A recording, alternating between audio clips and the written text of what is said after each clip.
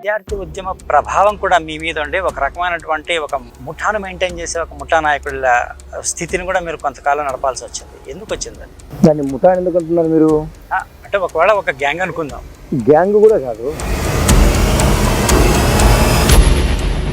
మీ మీద ఒక హత్యాయత్నం కేసు కొంతకాలం నడిచింది. కేసుకు సంబంధించిన వివరాలు ఏంటి? ఎందుకు పెట్టారు ఆ కేసుని? నన్ను తుదముట్టించాలనే ప్రయత్నం చేసి 1-2 సార్లు నా మీద హత్యా ప్రయత్నం చేయడం జరిగింది. చేసిన ప్రయత్నంలో నేనైతే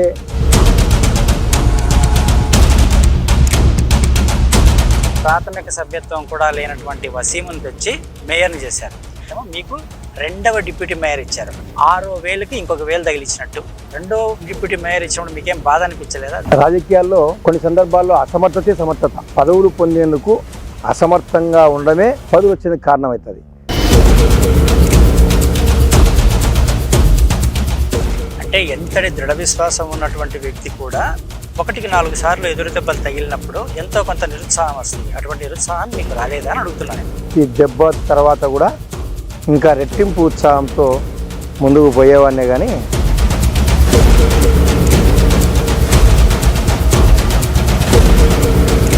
సుభాష్ రోడ్డు వ్యవహారంలో పాలకపక్ష నాయకులకు సంబంధించి దాదాపు బాగా ముడుపులు ముట్టాయి. భారీ ఎత్తున దాదాపు 40 కోట్ల దాకా ముట్టాయని అంటున్నారు. అందులో మీకేమన్నా వాటా వచ్చిందా? వాటా ఎందుకు మాట్లాడుతున్నా? లోపాలను ఎందుకు ఎత్తి చూపుతున్నా? సక్రమంగా జరగాలని ఎందుకు కోరుకుంటున్నా? నోటు ఎప్పుడూ ప్రజాగలాన్ని మోయించలేదు.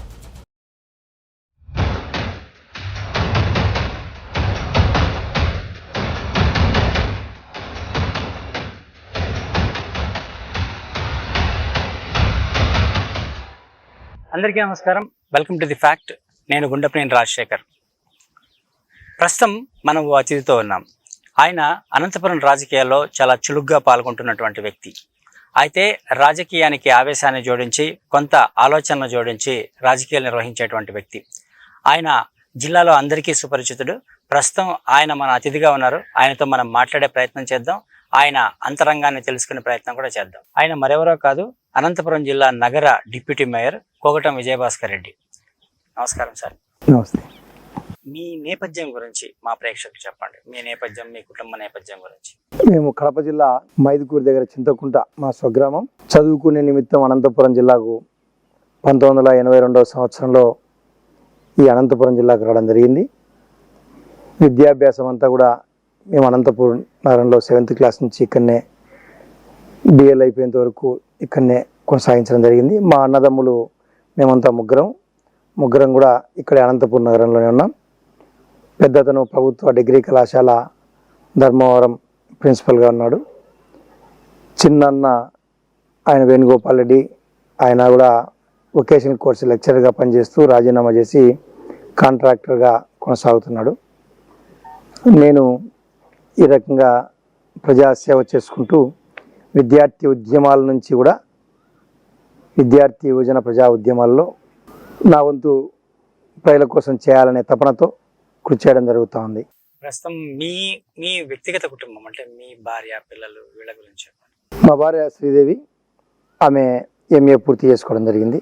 నా కూతురు B Tech 3rd year computer sciences Bengaluru అమృతామయిలో చదువుతూ ఉంది. కొడుకు ఇంటర్ 2nd ఇయర్. ఇప్పుడు క్రికెటర్గా అంటే క్రికెట్లో బ్యాట్స్మెన్గా మొదటి నుంచి కూడా అంటే విద్యాభ్యాసం చేరినప్పటి నుంచి ఒకవైపు పాఠశాలకు, ఒకవైపు గ్రౌండ్కు 2 ఒకేసారి వెళ్ళడం జరిగింది. అప్పటి నుంచి కూడా క్రికెట్లో తన అదృష్టాన్ని పరీక్షించుకుంటున్నాడు. అంటే బాగా రాణిస్తున్నాడు ప్రజెంట్. రాణించాలి. ఇంకా మిమ్మల్ని చాలా కాలంగా చూస్తున్నాను.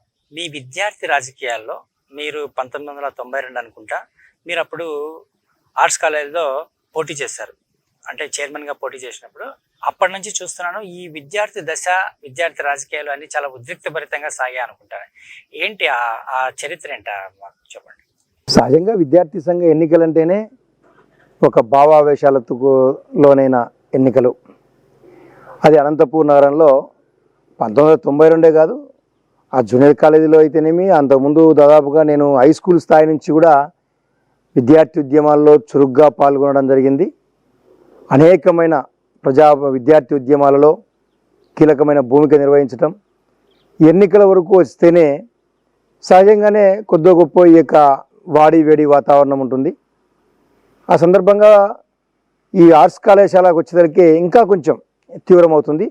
సాధారణ ఎన్నికలను తలపించే రీతిగా విద్యార్థి సంఘ ఎన్నికలు ఉండేవి అప్పట్లో. అంటే ఖర్చు కాకపోయినా కూడా పోటాపోటీ ప్రచారాలు కానీ విమర్శనాస్త్రాలు కానివ్వండి, విద్యార్థులకు మనం గతంలో ఏం చేసినాం, వర్తమానం ఏం చేస్తున్నాం, భవిష్యత్తులో ఏం చేస్తాం, ఇవన్నీ కూడా బాగా ప్రచారం జరిగేటివి. ప్రతి తరగతికి పోయి ప్రచారం చేసేవాళ్ళం. ఈ విద్యార్థి దశను దాటిన తర్వాత మీరు మీ జీవితంలో అడుగుపెట్టిన తర్వాత కూడా మీరు రాజకీయాల్లో ఉన్నారు, కాంగ్రెస్ పార్టీలో ఇట్లా కొనసాగుతున్నారు. అయితే విద్యార్థి ఉద్యమ ప్రభావం కూడా మీ మీద ఉండే ఒక రకమైనటువంటి ఒక ముఠాను మెయింటైన్ చేసే ఒక ముఠా నాయకుల స్థితిని కూడా మీరు కొంతకాలం నడపాల్సి వచ్చింది. ఎందుకు వచ్చింది అది? దాన్ని ముఠా ఎందుకు అంటున్నారు మీరు? అంటే ఒకవేళ ఒక గ్యాంగ్ అనుకుందాం. గ్యాంగ్ కూడా కాదు, అదొక సంఘం. ఎప్పుడైతే మేము విద్యార్థి ఉద్యమ నాయకునిగా ఏఎస్ఎఫ్ నుంచి నా ప్రస్థానాన్ని కొనసాగించడం జరిగిందో, తర్వాత ఏఎస్ఎఫ్ నుంచి పక్కకు వచ్చిన తర్వాత అభ్యుదయ విద్యార్థి సేన అనే ఒక విద్యార్థి సేనను పెట్టి, ఆ విద్యార్థి సేన ద్వారా విద్యార్థి సంఘంలో ఎన్నికల్లో భాగస్వాములై, అంటే ఎన్నికల్లో భాగస్వామి కాక మునిపే అనేకమైన విద్యార్థి ఉద్యమాల్లో పాల్గొంటూ సహజంగానే వచ్చే విద్యార్థి సంఘ ఎన్నికల్లో పాల్గొనడం, మేము ఘన విజయం సాధిస్తూ రావడం జరిగింది. తర్వాత యువజన కాంగ్రెస్ లేకపోయిన తర్వాత యువజన ఉద్యమాల్లో కూడా ఒక నిబద్ధతతో యువజన కాంగ్రెస్ ఉద్యమాలు కొనసాగాయి. నేను యువజన కాంగ్రెస్ అధ్యక్షునిగా ఉన్నప్పుడు పరిటాల రవి అనంతపురం జిల్లాలో ఒక పెద్ద ఎత్తున ఆయన ప్రభావం ఉండేది. అటువంటి రోజుల్లో కూడా ఎటువంటి బలవంతపు ఏ రకమైన ఒత్తిడికి, ఏ రకమైన నియంతృత్వ విధానాలకు ఎవరికీ భయపడకుండా ప్రజల పక్షాన అనంతపురం జిల్లాలో శాంతియుత వాతావరణాన్ని నెలకొల్పే ఉద్యమంలో కానివ్వండి, అనంతపురం జిల్లా రైతాంగానికి న్యాయంగా జరగాల్సిన కార్యక్రమాల విషయంలో కానివ్వండి, యువజనకు సంబంధించి అనేక పోరాటాల్లో ఈ యొక్క హింసాయుత రాజకీయాలకు వ్యతిరేకంగా అప్పట్లోనే పెద్ద ఎత్తున పనిచేయడం జరిగింది. ఈ పని చేస్తున్న క్రమంలోనే మీరు మీ మీద కొంతమంది దాడులు చేయడం వల్ల మీరు ప్రతి దాడులు చేయడం ఇట్లాంటివి ఆ శ్రీనివాస్ నగర్ ప్రాంతంలో ఎక్కువగా ప్రచారంలో ఉండేవి. అందుకోసమే ఆ ప్రచారం నిమిత్తమే నేను ఇప్పుడు ముఠా అనే పదం వాడడం జరిగింది. అంటే ఈ గలాటలు ఎందుకు ఉండేవి? అనంతపురం నగరంలో ఎన్నికలు 1993లో రద్దయిన సందర్భం, అంటే మొత్తం రాష్ట్ర వ్యాప్తంగా కూడా ఎన్నికలు రద్దు చేయడం జరిగింది, విద్యార్థి సంఘ ఎన్నికలను. అప్పటికి ఏమైపోయిందంటే విద్యార్థి సంఘ నాయకులు మాత్రమే విద్యార్థి సంఘాల్లో పాల్గొనే పరిస్థితులు ఉండేవి. కానీ చివరి రోజులకు వచ్చేసరికి 2-3 సంవత్సరాలు రద్దు అవుతాయనగా ఒక 3 సంవత్సరాల ముందు నుంచి కూడా నగరంలో రౌడీలు విద్యార్థి సంఘ ఎన్నికల్లో భాగస్వాములు అయ్యేవారు. అటువంటి సందర్భంలో మేము ప్రతి ఎన్నికల్లో కూడా భాగస్వాములు అవుతూ మేము మా అభ్యర్థులను ఎవరైతే సమర్థత, సామర్థ్యము, విద్యార్థి సమస్యల మీద వాళ్ళకు స్పష్టమైన అవగాహన ఉందో అటువంటి వ్యక్తులు నిలబెడుతూ వచ్చేవాళ్ళం.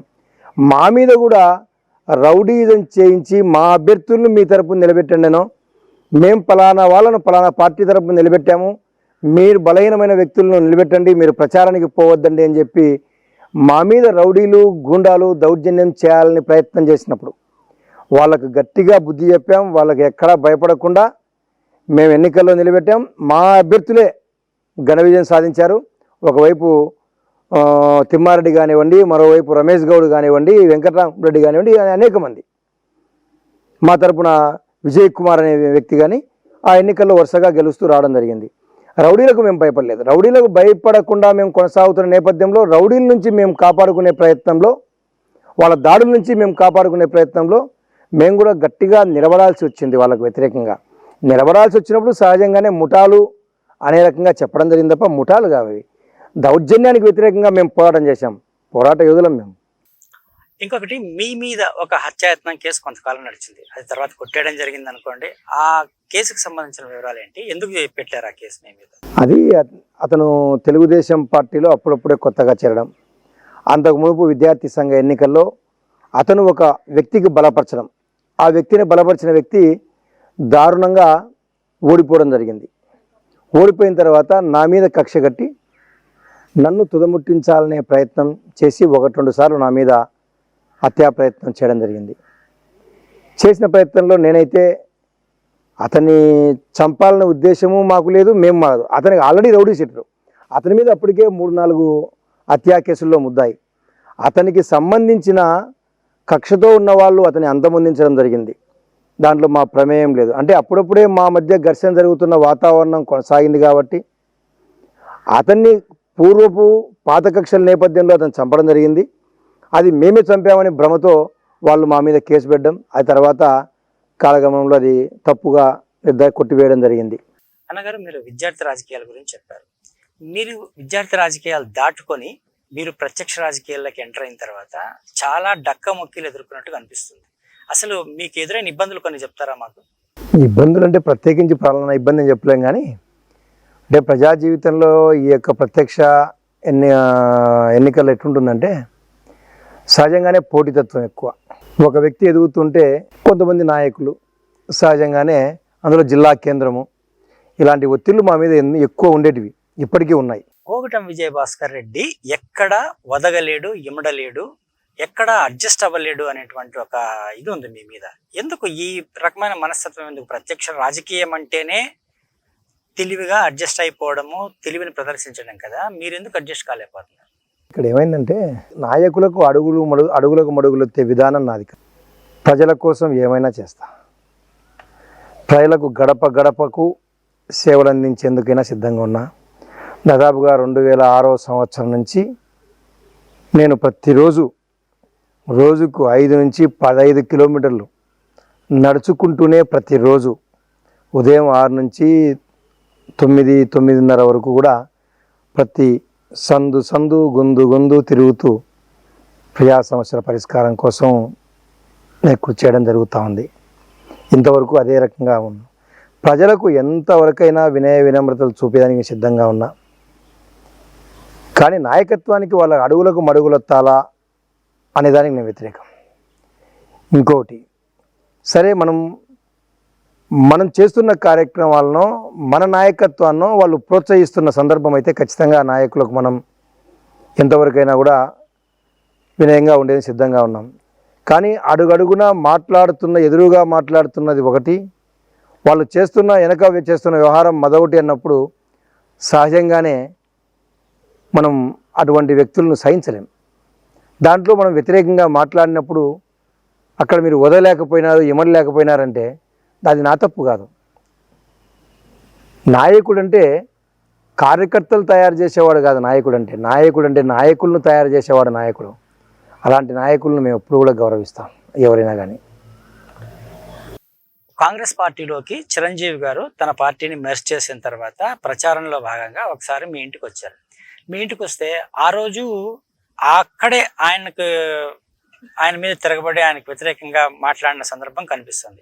అసలు ఆ రోజు అసలు ఏం జరిగింది? ఎందుకు మీరు అంత ఆవేశానికి లోను కావాల్సి వచ్చింది? ఆ రోజు సంఘటనలో ఆయన అంతమంది జనంలో తిరిగిన సందర్భము ఎందుకో కొంచెం మనిషి చాలా కోపంగా ఉండడం జరిగింది. అక్కడ ఒక సందర్భంలో ఆయన దురుసుగా మాట్లాడడం, నేను కూడా అదే స్థాయిలో దురుసుగా మాట్లాడడం జరిగింది. ఎందుకంటే ఆత్మాభిమానాన్ని చంపుకొని ఆత్మవంచనతో రాజకీయాలు చేయడం నాకు ఇష్టం ఉండదు. కాబట్టి ఆడ ఉన్న వ్యక్తి ఎవరు అనేది నేను లెక్క చేయను. నాకు దెబ్బ తగిలినప్పుడు ఖచ్చితంగా నేను అదే స్థాయిలోనే వ్యతిరేకిస్తా. మిమ్మల్ని అంత బాధ పెట్టే మాట ఏమన్నారు ఆయన? జరిగిపోయింది ఎందుకు. ఓకే, ఇంకొకటి ఏమంటే ఇంకొక అపప్రద కూడా మీ మీద ఉంది. ఏంటంటే ఎక్కడ ఇమడలేకపోతున్నాడు అనేటువంటి మాట ఉన్నప్పటికీ ఇంకొకటి ఏమంటే అవకాశాన్ని కూడా వెతుక్కుంటాడు అనే పదం ఉంది. కానీ అవకాశాన్ని వెతుక్కోవడానికి కావాల్సినంత తెలివి ప్రదర్శించడం లేదేమో మీరు. కానీ మీకున్న బయట మాట ఏంటంటే కోగటం విజయభాస్కర్ రెడ్డి ఏ ఎండ కా గొడుగు పడతాడు, కానీ పట్టిన గొడుగుకు తెర ఉండదు. కాబట్టి అక్కడ ఎండనే ఉంటుంది, నీడ దొరకదు. ఆ నీడ దొరక్క మళ్ళీ ఇంకో చోటికి చేరతాడు అని చెప్పి అట్లా 1-2 ఉదాహరణలు చూపిస్తూ మాట్లాడే వాళ్ళు ఉన్నారు. దీనికి మీరేమంటారు? వ్యక్తులకు జపం చేయడం నాకు ఇష్టం ఉండదు. వ్యవస్థను గౌరవిస్తా. ఇప్పుడు మీరన్నది మరి ఎవరు మీకు అన్నారో కానీ, లేకపోతే ఎవరన్నా చెప్పిన విషయాన్ని అడగమని చెప్తే మీరు అడుగుతున్నారో నాకు తెలియదు. కానీ నేను ఏ వ్యక్తికి గొడుగు పట్టింది లేదు. నా వ్యక్తిగత అభిప్రాయంతో నేను చేయాలనుకున్నది నా మనస్సాక్షిగా నేను చేసింటానే తప్ప లాభాపేక్షతోనో, నాకు అక్కడ ఆ వ్యక్తిని ఆశ్రయిస్తేనో, నా నాయకుని ఆశ్రయిస్తేనో నాకు పని దొరుకుతుందనో పదవి దొరుకుతుందనో పోయిన సందర్భం ఏదీ లేదు. అందుకే నేను నాకు పలానా నాయకత్వం ద్వారా నాకు పదవి రాలేదు అని చెప్పి ఏ నాయకుడిని నేను ఎప్పుడు నిందించలేదు. ఈరోజు కూడా నాకు పదవి పలానా నాయకుడు నాకు మోసం చేశాడు అని చెప్పి చెప్పడం లేదు. కానీ నాయకత్వం ఎలా ఉంటుందంటే నేను మామూలుగా సహజంగా చెప్తాంట, ఎవడైనా తొలగి ఎవడు తోవనిస్తాడు? తోసుకుపోవాలంతే రాజకీయాల్లో. ఒక నాయకుడైన వ్యక్తి తన నాయకత్వాన్ని తగ్గించుకుని వచ్చి కూర్చుందిరా నా చైర్లో అని చెప్పి ఎవడు ఇయ్యడు, లాక్కోవాల్సిందే రాజకీయాల్లో, ఎదగనియడు. అదైతే వాస్తవం. అటువంటి నాయకత్వ సంఘర్షణలో ప్రజల కోసం పనిచేయడం, నిబద్ధతతో పనిచేయడం కూడా జీర్ణించుకొని నాయకులు కూడా ఉంటారు. అటువంటిప్పుడు ఆ నాయకులతో ఘర్షణ జరిగి ఉంటుంది. ఆ ఘర్షణ దాన్ని ఆధారం చేసుకొని గొడుగులు, వెలుతుర, నీడ ఇవన్నీ చిక్కవనుకుంటే మనం దానికి బాధపడి మనం ఎప్పుడు కూడా నేను నా నుంచి public are the ultimate judges అని నమ్మిన వాడిని. ప్రజలు అంతిమ నిర్ణేతలు. ఎందుకంటే నేను కార్పొరేటర్గా నేను మా భార్య పోటీ చేసిన ప్రతి సందర్భంలోనూ అత్యధిక మెజార్టీతో ప్రజలు గెలిపించిన సందర్భం, అత్యధిక మెజార్టీతో. ఒకసారి గెలుపు కాకతాళీయం అవుతుంది, రెండోసారి మరీ అదే ప్రాంతంలో గెలుపు కాకతాళీయం కాదు, నీ సమర్థతను చాటుకోవాల్సిన అవసరం ఎంతమంది. మూడోసారి గెలుపు ఇంకా చాలా వ్యతిరేకత తీసుకొచ్చి పెడుతుంది. మన ప్రవర్తన మీద ఆధారపడి ఉంటుంది. మన ప్రవర్తన, మనమేంటి అంతా ప్రజలకు తెలిసిపోయింది. మరి మూడోసారి కూడా ప్రతిసారి మెజారిటీ పెరుగుతూనే వచ్చింది తప్ప ఎక్కడ తగ్గలే. ఆ సందర్భంలో ప్రజలను నేను నమ్ముతా. నాయకత్వం సహజంగా ఇట్లే ఉంటుంది. ఆ నాయకత్వం మీద మనం పోరాడాల్సిందే, పోరాడి లాక్కోవాల్సిందే తప్ప ఆ పోరాడి పదవి లాక్కోవడం అంటే అది స్వార్థం కోసం కాదు. ప్రజలకు మేలైన, మెరుగైన మౌలిక సదుపాయాల కల్పన, ప్రజాసేవలో ఇంకా ఎక్కువ సమయం కేటాయించే అవకాశం. నాకైతే అనంతపూర్ నగరాన్ని ఒక శోభిత సుందర నగరంగా చేయాలనే తలంపు, ఆకాంక్ష బలంగా ఉన్నవాడిని నేను. ఒక పరిశుభ్ర నగరంగా, పచ్చ నగరంగా, పరిమళ నగరంగా మార్చాలనే తలంపు ఉన్నవాడిని నేను. అందుకే మొదటి నుంచి అనంతపూర్ నగరంలో దాదాపుగా ఒక స్వచ్ఛంద సంస్థ మాదిరి నేను పనిచేయడం జరిగింది. అనంత నగరాభివృద్ధి వేదిక లాంటి సంస్థను ఏర్పాటు చేసుకొని అంతా ప్లాస్టర్ ఆఫ్ ప్యారిస్ వినాయక విగ్రహాలను ఏర్పాటు చేస్తుంటే, రసాయనిక రంగులు అద్దుతూ ఉంటే దానివల్ల పర్యావరణానికి ముప్పు కలుగుతుంది, అలాంటి వద్దు, మట్టి విగ్రహాలు ఏర్పాటు చేయండి అని చెప్పి అనేక సంవత్సరాలు అనేక అవగాహన సదస్సులు, కార్యక్రమాలు నిర్వహించడం వల్ల ఈరోజు అనంతపూర్ నగరంలో ప్రజలందరూ కూడా, నా ద్వారా నేను చెప్పను కానీ నేను కూడా దాంట్లో కీలకమైన భూమిక నిర్వర్తించిన వ్యక్తి. అనేక మంది దీంట్లో భాగస్వాములై మట్టి విగ్రహాలు తేవాలని చెప్పి, మట్టి విగ్రహాలు ఏర్పాటు చేయాలని చెప్పి నిర్వహించిన వాళ్ళు ఉన్నారు. ఆ పోరాటంలో నేను ముందున్నా. ప్లాస్టిక్ వ్యతిరేకంగా, ప్లాస్టిక్ పర్యావరణానికి ప్రమాదంగా ముంచుకొస్తూ ఉంది.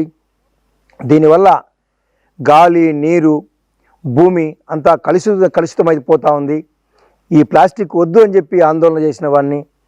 ఇలాంటి మూలాలు ఎక్కడైతే మనిషికి నష్టం జరుగుతుందో అలాంటివి అన్వేషించుకొని ఆ మూలాల్లోకి పోయి వాళ్ళకు అవగాహన నిర్వహిస్తూ అనేకమైన సదస్సులు, సమావేశాల ద్వారా నేను కార్యక్రమాలు చేసిన వాడిని.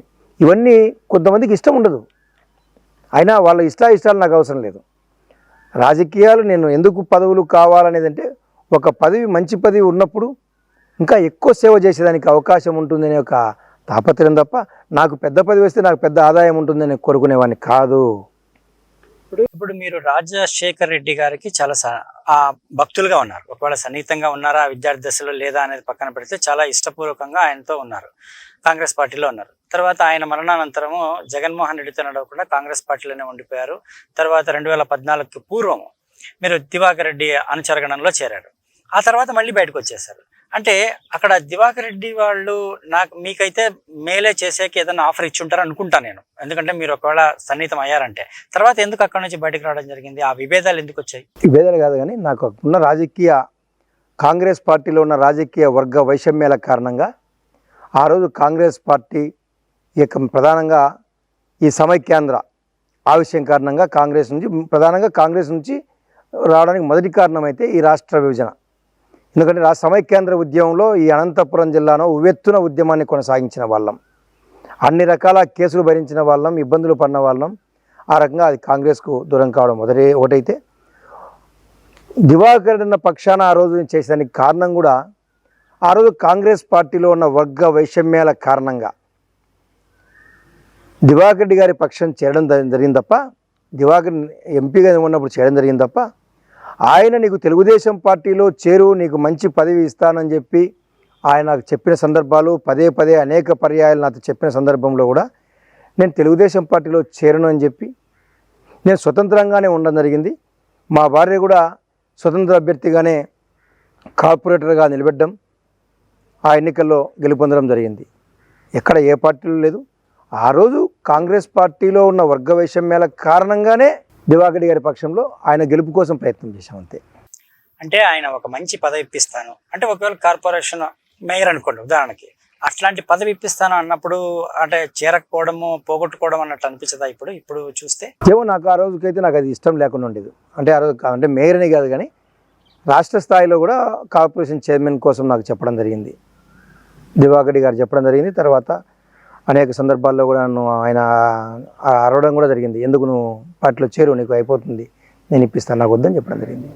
తర్వాత జగన్మోహన్ రెడ్డి గారు మనం చేసే కార్యక్రమాలు బట్టి ఆయన నన్ను ఆహ్వానించడం, నేను వైఎస్ఆర్ కాంగ్రెస్ పార్టీలో చేరడం, ఆయన తర్వాత నేను చేరిన తర్వాత కూడా తర్వాత డిప్యూటీ మేయర్ కూడా ఆయన నీకు డిప్యూటీ మేయర్ ఇస్తానని చెప్పడం చేయడం జరిగింది. అటువైపుగా వైఎస్ఆర్ కాంగ్రెస్ పార్టీలో క్రియాశీలకంగా పాల్గొనడం జరుగుతూ ఉంది. మీరు ఎంత తక్కువలో తక్కువన్నా కనీసం అంటే 30 ఏళ్ల పైచిలకు రాజకీయ అనుభవం ఉంది. ఈ రాజకీయ అనుభవంలో మీకు వచ్చినటువంటి పదవులు అవి ఆ అనుభవానికి తగిన పదవులు కాదు. ఉదాహరణకు ఇప్పుడు ప్రజెంట్ తీసుకుంటే వైసీపీ పార్టీలో అంటే ప్రాథమిక సభ్యత్వం, క్రియాశీలక సభ్యత్వం అనే మాట పక్కన పెట్టండి, ప్రాథమిక సభ్యత్వం కూడా లేనటువంటి వసీమును తెచ్చి మేయర్ని చేశారు.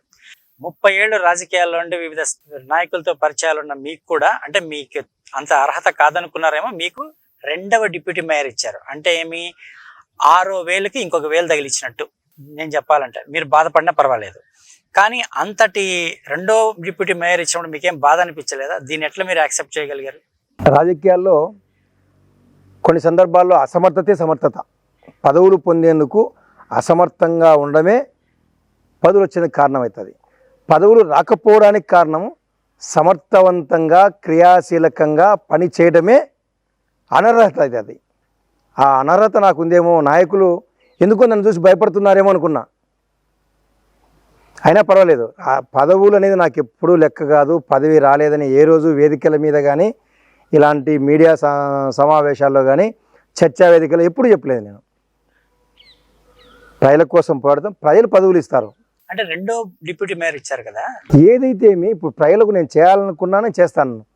నేను వ్యక్తిగతంగా నేను ఏమనుకున్నా అంటే, నేను ప్రజలకు బాగా చేయగలుగుతున్నా, బాగా అందుబాటులో ఉండగలుగుతున్నా, అది నా వ్యక్తిగతంగా నేను విశ్వసిస్తున్నా. పదవి ఎప్పుడు నేను అది ఆ పదవి ఈ పదవి నేను అనుకోవడం లేదు. ఎందుకంటే 2007లోనే ఎమ్మెల్సీ గ్రాడ్యుయేట్ కాన్స్టిట్యున్సీ పోటీ తక్కువ ఓటుతో ఓడిపోయిన వాడిని, స్వతంత్ర అభ్యర్థిగా పోటీ చేసిన వాడిని. ప్రజలు ఎప్పుడు నా యొక్క పనితీరుకు నన్ను ఎప్పుడు ప్రోత్సహిస్తున్నారు. మీరు ఈ మారు కూడా గ్రాడ్యుయేట్ ఎమ్మెల్సీ ఎలక్షన్లో పోటీ చేసేందుకు పార్టీని రిక్వెస్ట్ చేశారు, కానీ పార్టీ అంగీకరించలేదు. దేనికంటారు? దీనిది ఏ సమీకరణాల మేరకు మిమ్మల్ని ఒప్పుకోలేదు వాళ్ళు? అంటే గతంలో ఎన్నికలు చేసిన అనుభవం ఉంది అని వాళ్ళ నాన్న గోపాడి గారు ఎన్జిఓ ప్రెసిడెంట్, తర్వాత కొడుక్కి అడగడం, వాళ్ళు గతంలో ఎన్నికల్లో వాళ్ళు పోటీ చేసిన అనుభవం ఉంది. వాళ్ళు కొంతమంది ఎమ్మెల్యేలు కూడా వాళ్ళకు బాగా అనుకూలంగా చెప్పడం, మెజారిటీ ఎమ్మెల్యేలు వాళ్ళకు అనుకూలంగా చెప్పడం జరిగింది. ఎందుకంటే ఎమ్మెల్యేలు నిర్వహించాల్సిన ఎన్నిక కాబట్టి అతనికి సహజంగానే పార్టీ అతని పేరును ప్రతిపాదించడం జరిగింది. పార్టీ అభిప్రాయం మేరకు నేను కూడా పోటీ చేయకుండా ఆ అభ్యర్థి గెలుపు కోసం కూడా ప్రయత్నం చేయడం జరిగింది. తెలుగుదేశం పార్టీతోనో ఇంకో పార్టీతోనో సరే ఆ పార్టీకి సంబంధించిన ఎమ్మెల్యేలు కానీ ఎవరైనా అయినప్పుడు వాళ్ళతో సహజంగా వేరే పార్టీ కాబట్టి మీ విభేదాలు ఉంటాయి. అప్పుడు వాళ్ళు పాలకపక్షం అయితే మీరు ప్రతిపక్షంలో ఉన్నప్పుడు విభేదాలు ఉంటాయి. కానీ మీరు అధికారంలోకి వచ్చిన తర్వాత కూడా ఎవరు ఎమ్మెల్యే అయినా వాళ్ళతో మీకు కొంత విభేదాలు ఉంటున్నాయి. అఫ్కోర్స్ వాళ్ళు మేయర్లు అయినా విభేదాలు ఉంటున్నాయి. ఎందుకు ఈ విభేదాలు కొనసాగుతున్నాయి అనేది చాలా మందిలో ఉన్నటువంటి అనుమానం. అది ఏమి కోగటానికి ఎందుకు? మిగతా చాలా మంది కార్పొరేటర్లు ఉన్నారు, చాలా మంది నాయకులు ఉన్నారు, వాళ్ళందరికీ ఎవరికీ లేనిది కేవలము పోగటానికే ఎందుకు జరుగుతుంది? అనంతపూర్ నగరంలో మీరు తెలుసుకోవాలనే విషయాలు చాలా ఉన్నాయి. ఎందుకంటే దాదాపుగా ఈ యొక్క 20-25 సంవత్సరాల వెనక్కిపోతే అనేక మంది విద్యార్థి నాయకులు, అనేక మంది యువజన నాయకులు అనంతపూర్ నగరంలో వాళ్ళ సమర్థతను చాటుకోవడమో, వాళ్ళు ప్రజాప్రతినిధులుగా రావాలని ప్రయత్నం చేయడమో జరిగింది. జరిగినప్పుడు దాదాపుగా ప్రతి వ్యక్తికి పరాభవం చూడడం జరిగింది.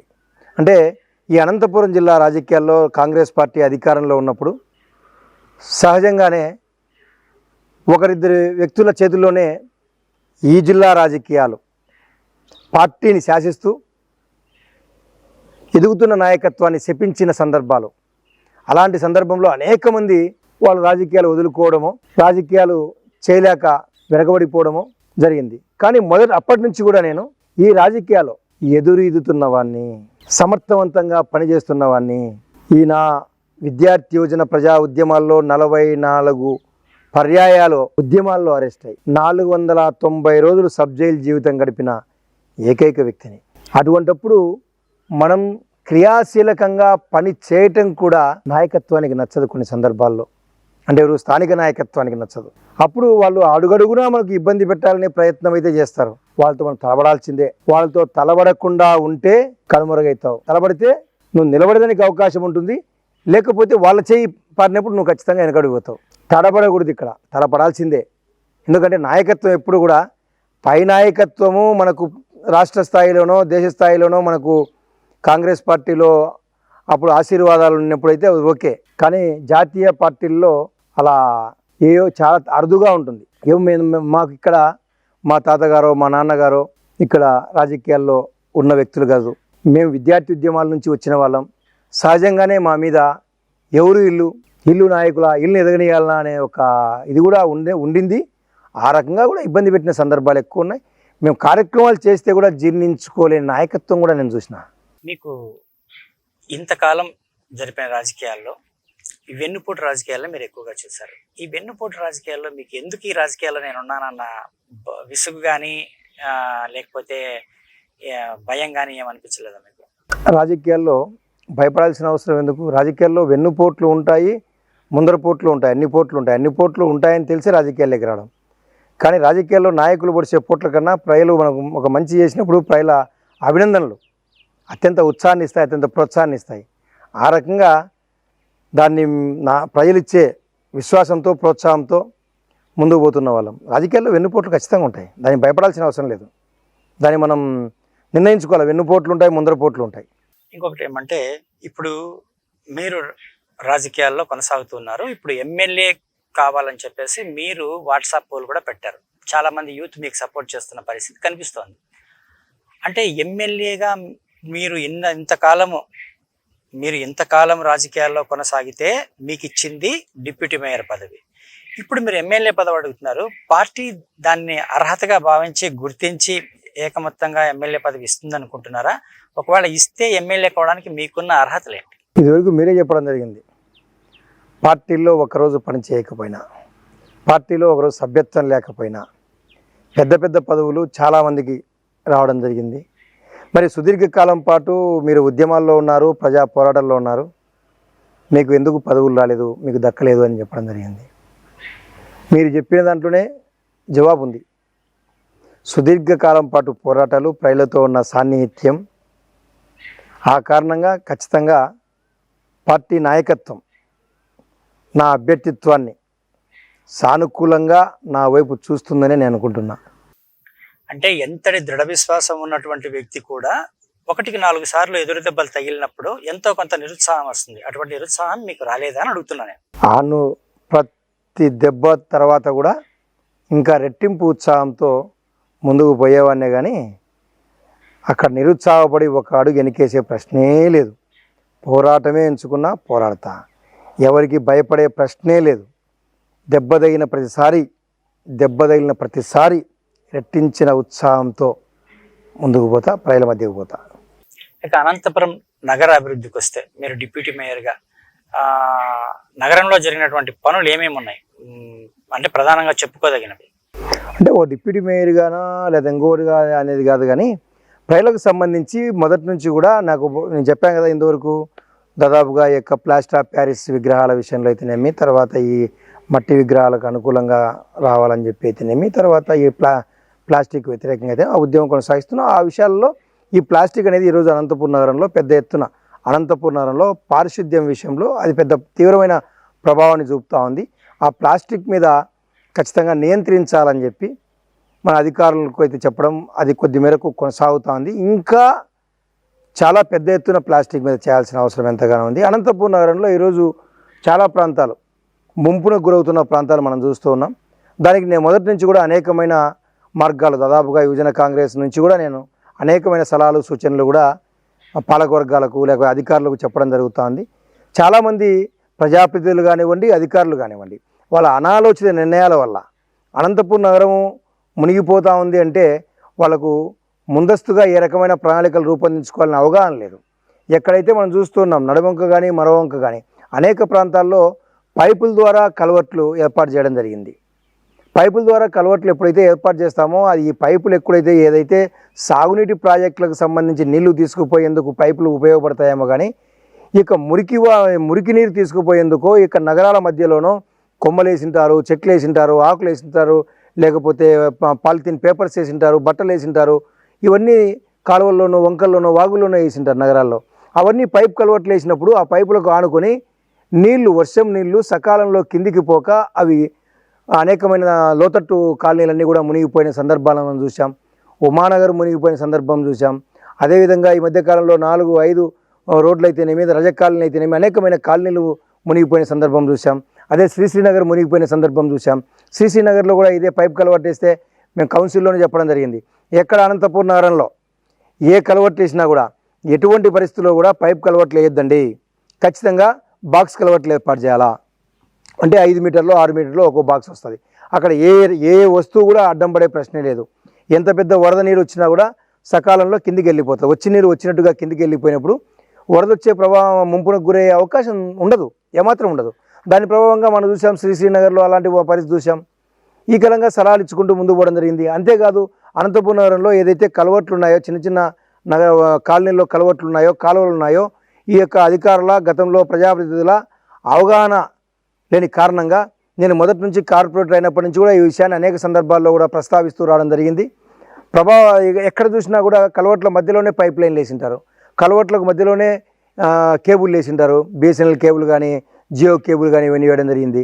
అవన్నీ కూడా ఈ ప్లాస్టిక్ అంతా అడ్డం పడి నీళ్లు సకాలంలో కిందికి పోక ఆ కాలనీలు ముంపునకు గురైన మంచి కాలనీలు, హౌసింగ్ బోర్డు లాంటి కాలనీలు, హౌసింగ్ బోర్డు ఎగువ ప్రాంతాల్లో ఉండే కాలనీలు కూడా ముంపునకు గురైన సందర్భాలు చూసాం. అవన్నీ ఈ మధ్యకాలం దాదాపుగా 70-80 పైపుల వరకు నేను దగ్గరుండి అవన్నీ తీయించడం జరిగింది. కేబుల్ తీయించడం జరుగుతూ ఉంది.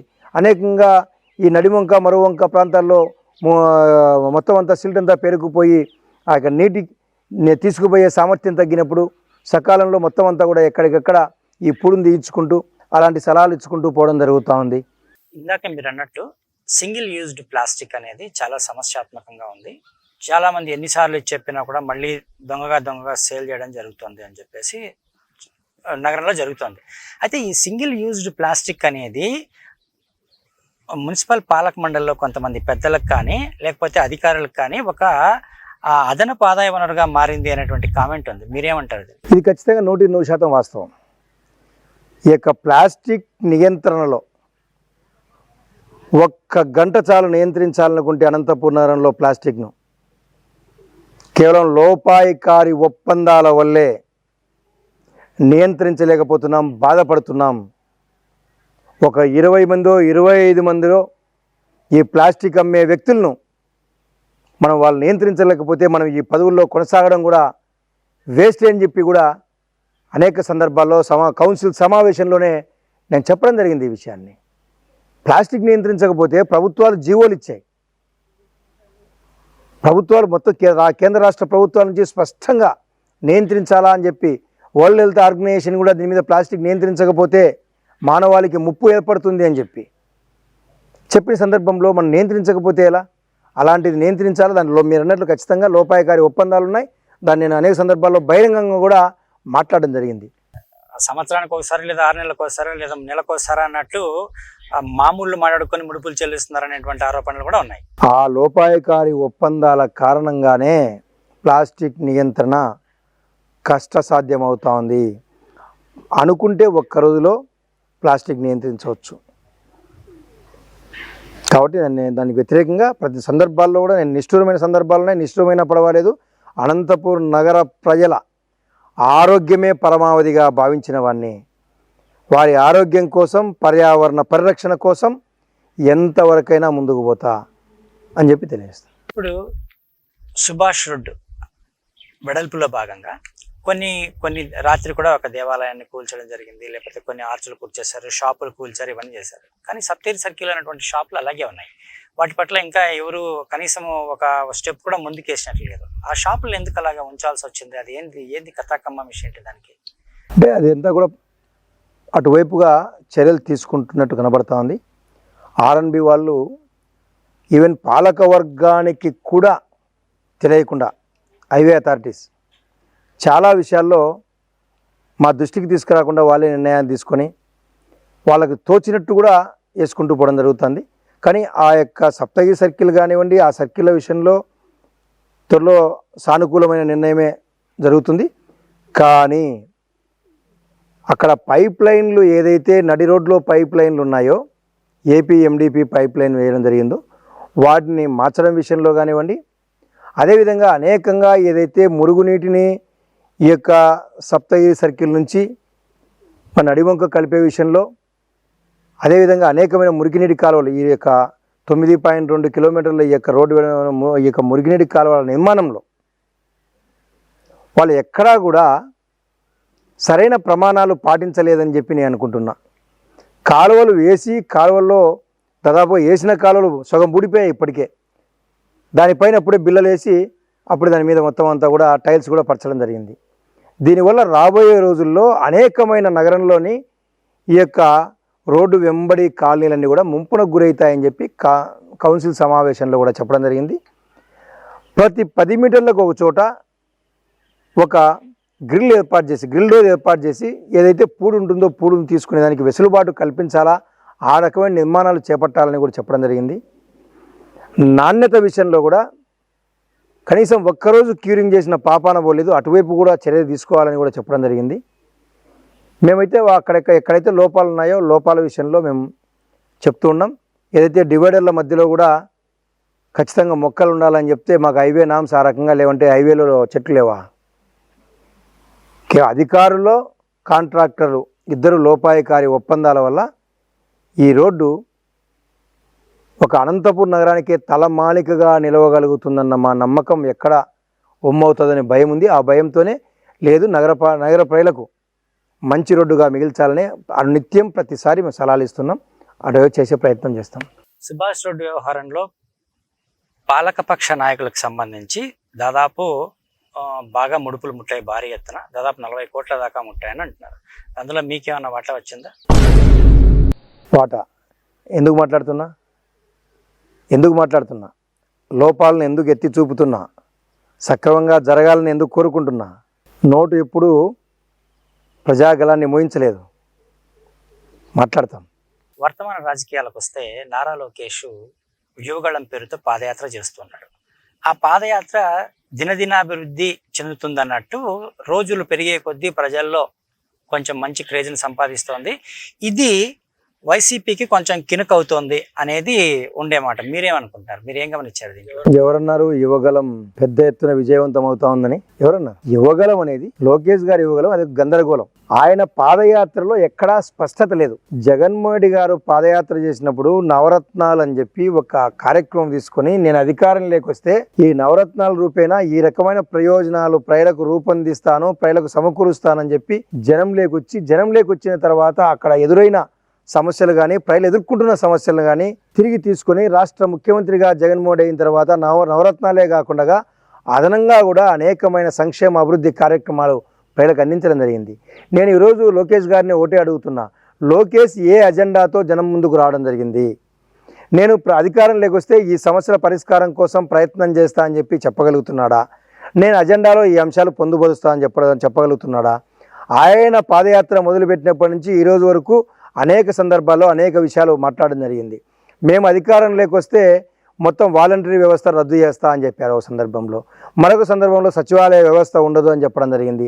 ఏదైతే జగన్మోహన్ రెడ్డి గారు సంక్షేమ కార్యక్రమాలు కొనసాగిస్తున్నాడో వాటన్నింటినీ రద్దు చేస్తా అని కూడా చెప్పడం జరిగింది. మరి ఈ మధ్య కాలంలో మరి ఏం చెప్పడం జరుగుతుంది, వాలంటీర్లు అందరూ అట్నే ఉంటారు, సంక్షేమ కార్యక్రమాలు అలాగే కొనసాగిస్తామని చెప్పడం జరుగుతుంది. మరి దాన్ని ఇవ్వగలమంటారా, గందరగోళం అంటారా? నువ్వు రద్దు చేస్తావా, ఉంచుతావా? నువ్వు అధికారంలోకి వస్తే ఏమి ఇస్తావు? ఇవి చెప్పకుండా నాది ఊపు వస్తుంది, నాది జనం వస్తాండ్రు అంటే ఎవరు ఎక్కడి నుంచి వస్తారు చెప్పు? నువ్వు డబ్బులు ఇస్తే కూడా నీ కార్యక్రమానికి జనం రాని పరిస్థితి ఉంది. సెల్ఫీలు తీసుకుంటున్నావు, ఏం సెల్ఫీ? ఎక్కడన్నా నాకు అర్హత ఉండి నాకు పెన్షన్ రాలేదనో, నాకు అర్హత ఉండి నాకు ఇల్లు రాలేదని చెప్పి, నాకు అర్హత ఉండి నాకు విద్యా సంబంధించి చదువుకునే అవకాశాలున్న ఏ యొక్క వసతి దీవెన కానీ, విద్యా దీవెన కానీ, అమ్మఒడి కానీ, విద్యా కానుక లాంటి కార్యక్రమాలు రాలేదని చెప్పి, నాకు అర్హత ఉండి ఆరోగ్యశ్రీలో వైద్యం చూపించలేదని చెప్పు. ఎవరన్నా ఒక్కరన్నా నీ దగ్గరికి వచ్చారా?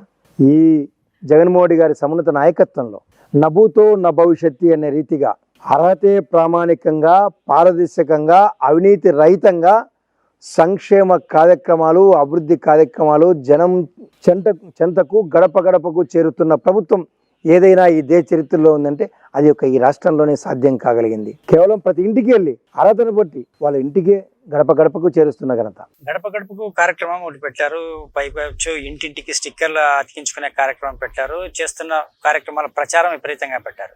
కానీ ఈ బటన్ నొక్కిన ప్రతిసారి కూడా 40% మందికే పడుతున్నాయి, 60% మందికి పట్టడం లేదు. కానీ వాలంటీర్లు, సచివాలయ ఉద్యోగులు పడతాయని చెప్పేసి తోసేస్తున్నారు అనేది ఒక మాట. మరి మీరు 40% పడింటే 60% పడకపోతే 60% వాళ్ళు లోకేష్ పాదయాత్ర దగ్గరికి పోయి మాకు రాలేదయా, చెప్పినారు అబద్ధ బటన్ నొక్కినా రాలేదని చెప్పి ఎందుకు చెప్పలేకపోతున్నారు? అంటే కేసులు పెడతారేమో అని భయము. కేసులు ఎందుకు పెడతారు? రాకపోతే కేసులు పెడతారా? అంటే ఇక్కడ ఏమన్నా ప్రజాస్వామ్యం జగన్మోహన్ వచ్చిన తర్వాత ఎక్కడ కూడా దౌర్జన్యాలు లేవు, నరహంతక ముఠాలు లేవు, ఫ్యాక్సిజాన్ని పెంచి పోషించిన పాపాన పోలేదు, అంతా ప్రజాస్వామ్యబద్ధంగా ఉంది. తెలుగుదేశం ప్రభుత్వంలో మనం చూసాం, ఈ అనంతపూర్ నగర జిల్లాను చూసాం మనం. ప్రత్యర్థి పార్టీలను చంపి వారి రక్తంతో రక్త వసంతాలు చల్లుకున్న అనంతపూర్ జిల్లాను చూసాం, ఈ ఆంధ్ర రాష్ట్రాన్ని చూసాం. ప్రతి ఎన్నికల్లో కూడా గ్రామాన పార్టీల పుట్టలు పెట్టి వర్గ వైషమ్యాలను పెంచి పోషించి ఫ్రాక్షన్ రాష్ట్రంగా ఈ రాష్ట్రాన్ని రూపాంతరం చేసిన తెలుగుదేశం ప్రభుత్వాన్ని చూసాం. మళ్ళీ ఈరోజు తెలుగుదేశం నాయకులు అందరూ నిర్భయంగా బయట తిరగలుగుతున్నారంటే ఆ వాతావరణాన్ని కల్పించింది జగన్మోహన్ రెడ్డి గారా? ఏ ఒక్క నాయకుడినైనా అనంతపురం మీరు చెప్పండి, పలానా నాయకుడిని చంపారే, మీ వాళ్ళు పోటీ వస్తారని చంపారని చెప్పు, ఎదుగుతున్న నాయకుని చంపారు, ఒక్క పేరు చెప్పండి మీరే ఈ అనంతపురం జిల్లాలో. మేము చెప్తాం, తెలుగుదేశం పార్టీ పరిపాలనా కాలంలో వందలాది మంది ఈ అనంతపురం జిల్లాలో హత్య కావింపబడిన విధాన్ని నేను చూపిస్తా. కాబట్టి తెలుగుదేశం పార్టీ, జనసేన రెండు కలిసి పోటీ చేస్తాయి అనేటువంటి మాట వస్తే మీరు విపరీతంగా ఉలికి పడిపోతున్నారు. అందుకనే జగన్మోహన్ రెడ్డి గారు పలు వేదికల మీద అసందర్భంగానైనా సరే సందర్భాన్ని కల్పించుకొని వాటిని విమర్శించే ప్రయత్నం చేస్తున్నారు అనేది ఒక మాట. అసలు వాళ్ళు ఇద్దరు కలిస్తే మాత్రం మీకు కట్టినట్లేనా? ఇంకా అంటే వాళ్ళిద్దరూ కలిసి పోటీ చేస్తే మాత్రము మీకు అధికారం దూరమైనట్టేనా అనుకుంటున్నారా, లేదా వాళ్ళు ప్రచారం చేస్తున్న వాటిలో ఎంతవరకు వాస్తవం ఉందనుకుంటున్నారు? మీకు ఒక విషయం స్పష్టంగా చెప్పదలుచుకున్నా. జనసేన వాళ్ళు బీజేపీతో కలిశారు, జనసేన సిపిఐ సిపిఎంతో కలిసింది, జనసేన తెలుగుదేశం పార్టీతో జట్టు కట్టింది, తెలుగుదేశం బీజేపీతో కలిసింది, తెలుగుదేశం వామపక్షాలతో కలిశారు, తెలుగుదేశం ఇదే జనసేనతో కలిసింది.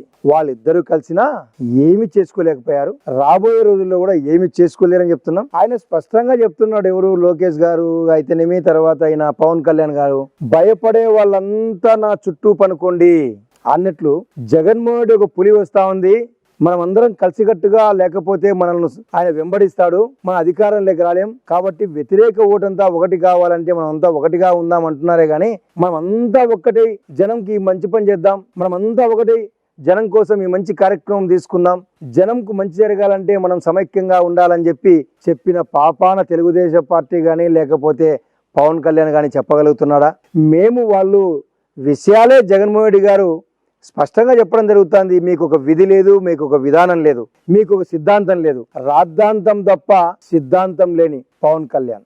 ఆయన ఏం చెప్తాడు? ఆయన పోరాటం లేదు, రాజకీయ ఆరాటం తప్ప. ఆయన ఏం చెప్తాడు?